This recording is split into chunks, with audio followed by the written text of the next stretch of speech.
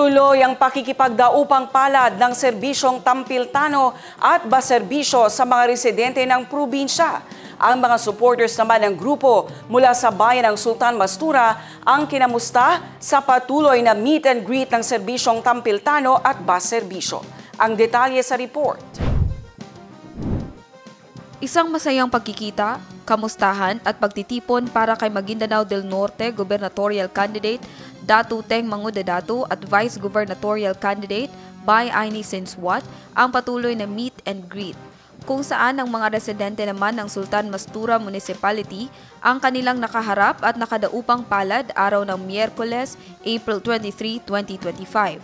Para sa dating Vice Gobernador Bay Aini at sa dating Gobernador Datu Teng Manguda Datu, patunay nila ito ng matatag na suporta at tiwala ng mga residente sa Team Serbisyong Tampiltano at Bus Serbisyo.